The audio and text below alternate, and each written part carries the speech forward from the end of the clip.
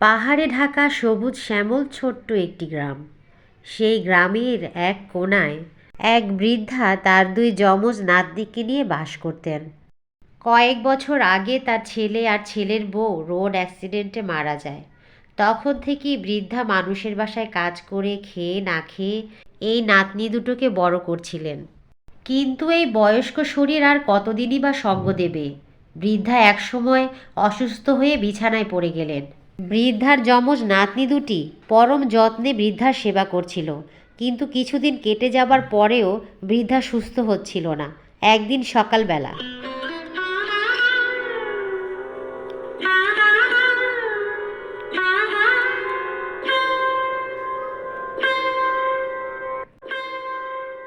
কিরে, আজ 4 দিন হয়ে গেল তোর দাদি কাজে যাচ্ছে না যে? বলে দিস আর যেতে হবে না, আমি নতুন কাজের লোক রেখে দিয়েছি। আমার দাদি আজ 4 দিন ধরে ভীষণ অসুস্থ, বিছানা থেকে উঠতে পারছে না। এমন করে বলবেন না। আপনি যদি কাজ থেকে বের করে দেন তাহলে আমরা খাবো কি? সে আমি কি জানি? তোর দাদিকে বলে দিস অন্য ব্যবস্থা করে নিতে। নেহাত বয়স্ক মানুষ, হাতে পায়ে ধরেছিল বলে কাজে রেখেছিলাম, কিন্তু কাজে রেখে এখন দেখছি আমারই হয়েছে যত সব জ্বালা। কয়দিন পর পর অসুস্থ হবে আর কাজে আসবে না। যতদিন পর্যন্ত আমার দাদি সুস্থ না হচ্ছে আমি দাদির হয়ে আপনার সব কাজ করে দেব, কিন্তু দয়া করে আমার দাদিকে কাজ থেকে বের করবেন না। তুই তো ছোট মানুষ, তুই আর কি কাজ করবি? না না, আমি কোনো ছোট বাচ্চাকে কাজে রাখতে পারবো না। আচ্ছা ঠিক আছে, আপনি কোনো চিন্তা করবেন না, আমি আমার দাদিকে বলে দেব। সোনা, রূপা, বাইরে কে এসেছে? কার জানি গলা পাচ্ছি। সোনা রূপা দাদির ডাক শুনে তাড়াতাড়ি দৌড়ে দাদির কাছে গেল। কি হয়েছে দাদি? তোমার শরীরটা কি আবার অসুস্থ লাগছে? একটু পানি খাবে? শরীরটা বেশি ভালো লাগছে না রে দিদি ভাই। বাইরে কার যেন গলার আওয়াজ পেলাম মনে হলো। তুমি যে বাড়িতে কাজ করো সেই বাড়ির চাচি এসেছিলেন, এসে বলে গেলেন তোমাকে আর কাজে যেতে হবে না, উনি নতুন কাজের লোক রেখেছেন। কি বলছিস রূপা? ওই বাড়িতে কাজ না করলে যে আমাদেরকে না খেয়ে মরতে হবে। ও বাড়ি ছাড়া যে আমাদের আর কোনো রুজি রোজগারের পথ নেই গো। না না, আর শুয়ে থাকলে হবে না, যাই, আমি তাড়াতাড়ি কাজে যাই। এ তুমি কি বলছো দাদি? তুমি যে ভীষণ অসুস্থ, এই অবস্থায় তুমি কিছুতেই কাজে যেতে পারবে না। আমরা তোমাকে কিছুতেই কাজে যেতে দিব না। রূপা একদম ঠিক বলেছে দাদি, তুমি একদম উঠবে না। আমি আর রূপা গিয়ে মানুষের বাসায় বাসায় জিজ্ঞেস করব কারো কোনো কাজের লোক দরকার কি না। আজ থেকে তোমার হয়ে আমরা 2 বোন কাজ করব। তোরা 2 বোন এখনো অনেক ছোট, মানুষের বাসায় কাজ করা এত সহজ নয়, বুঝেছিস? অনেক কষ্ট করতে হয়।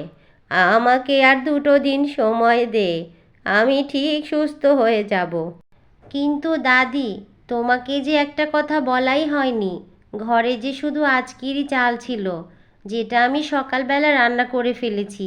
আজ যদি কোনো কাজের ব্যবস্থা না করতে পারি, কাল আমাদের না খেয়েই থাকতে হবে। দাদি, তুমি কোনো চিন্তা করো না, আমরা 2 বোন ঠিক একটা কাজ জোগাড় করে ফেলবো। 2 দিন পরে সুস্থ হয়ে গেলে তুমি তো কাজ করবে, তুমি আর না করো না। সকাল হতেই তারা 2 বোন কাজের উদ্দেশ্যে বেরিয়ে পড়ে। রূপা, এখান থেকে আমরা 2জন আলাদা হয়ে যাই, তাহলে কাজ খুঁজতে বেশি সুবিধা হবে। তুই ডান দিকের রাস্তায় যা, আমি বাম দিকের রাস্তায় যাচ্ছি। বিকাল হলে 2জন আবার এখানেই দেখা করব, কেমন? আচ্ছা ঠিক আছে সোনা, আমি তাহলে ডান দিকের রাস্তায় যাচ্ছি। আর শোন, সবাইকে একটু অনুনয় বিনয় করে বলবি যেন কাজ দিতে রাজি হয়। এই বলে 2 বোন কাজের উদ্দেশ্যে 2 দিকে চলে গেল।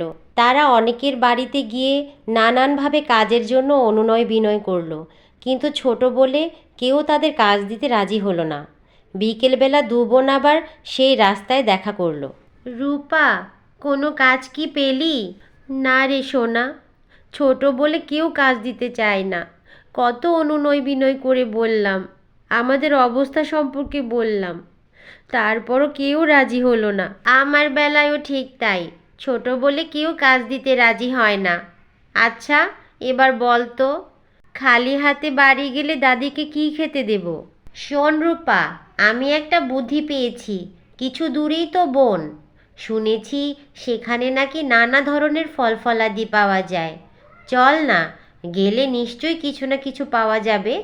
অন্তত রাতের খাবারটা তো হয়ে যাবে। ঠিক বলেছিস রূপা, বনে গেলে কিছু না কিছু ফল ফলাদি ঠিক পাওয়া যাবে। আমাদের আর কোনো চিন্তা নেই।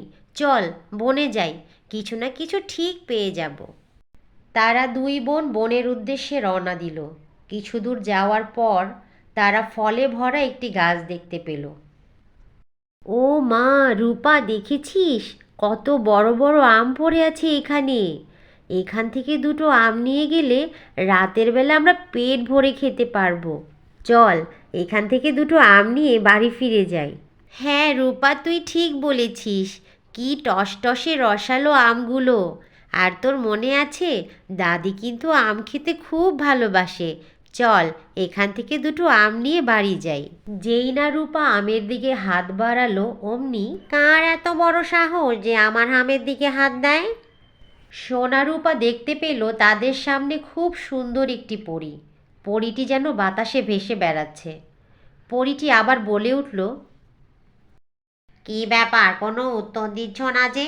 আমাকে না বলে আমার ফলে হাত দেওয়ার সাহস কোথায় পেলে তোমরা? আমরা বড় অসহায় পড়ি, এই জঙ্গলে এসেছিলাম কিছু ফলের আশায়। কিন্তু বিশ্বাস করো, এই গাছটি যে তোমার আমরা সেটা জানতাম না। অসহায়ের কথা বললে? কি হয়েছে তোমাদের? আমাকে সব খুলে বলো। সোনারূপা পরীকে তাদের জীবনের সমস্ত ঘটনা খুলে বলতে লাগলো। তাদের বাবা মার মৃত্যুর পর থেকে তার দাদি তাদের কিভাবে কষ্ট করে মানুষ করেছে এবং তার অসুস্থতার কথা সব কিছু খুলে বলল। ও, তাহলে এই ব্যাপার। আজকের পর থেকে তোদের জীবন থেকে সমস্ত দুঃখ কষ্ট দূর হয়ে যাবে। সোনা, তুই তোর হাতটা সামনে কর। সোনা বেশ ভয়ে ভয়ে হাতটা সামনে করতেই পরী তার হাতের উপরে জাদু করলো।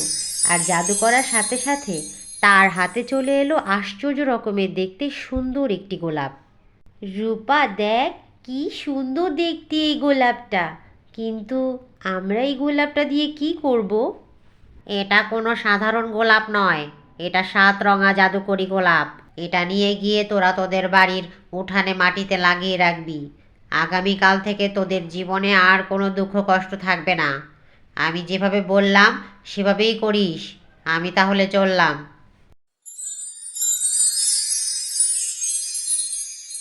পরীটি সোনারূপাকে সমস্ত কথা বুঝিয়ে দিয়ে সেখান থেকে চলে গেল। সোনারূপা ও পরীর কথা মতো তাড়াতাড়ি বাড়ি ফিরে এলো। পরীর দেয়া 7 রঙা গোলাপটিকে যত্ন করে মাটিতে লাগিয়ে রাখলো। এরপর বুক ভরা আশা নিয়ে তারা তাদের দাদির কাছে গেল, পরীর কাছ থেকে যে আমটি এনেছিল তার দাদিকে খাওয়ানোর জন্য। তাদের সবাইকে অবাক করে দিয়ে তাদের জীবনে একটি সুন্দর সকাল এলো। তাদের উঠানটি এখন বড় বড় সুন্দর লাল গোলাপে ভর্তি। সেই গোলাপের এত মন মাতানো সৌরভ আর মোহনীয় সৌন্দর্য যে তা পুরো মহল্লায় কেন, পুরো গ্রামেও খুঁজে পাওয়া যাবে না। সোনারূপার কথা শুনে তার দাদিও ছুটে বাইরে এলো। ওই যে পরীর গাছ থেকে আম খাওয়ানোর পর সে পুরোই সুস্থ হয়ে গিয়েছিল। কিছুদিনের মধ্যেই তাদের গোলাপের খ্যাতি গ্রাম থেকে শহরে ছড়িয়ে পড়ল। অনেক দূর দেশ বিদেশ থেকে মানুষ আসতে লাগলো তাদের গোলাপ কেনার জন্য।